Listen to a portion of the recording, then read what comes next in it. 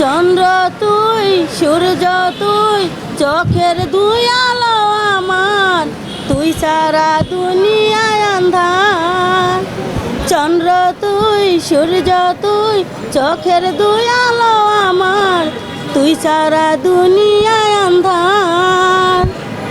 এ বুকের খাঁচাতে তুই যে প্রাণের পাখি রে, তুই পারিস কাঁদতে কৃষ্ণ আমার আঁখি রে, তুই পাশে থাকলে কষ্ট নাই রে ডিপজল ভাই, তুই সারা দুনিয়ায় আন্ধার।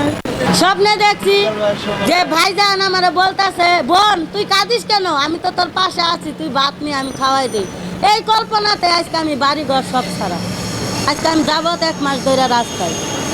আমি একবেলা ভাত আমার বাইরে এনে খাই, একবেলা ভাত বাইরে এনে খাই, এই খায়া খাই জীবন কাটাই আর ভাইজানকে খুঁজে বেড়াই।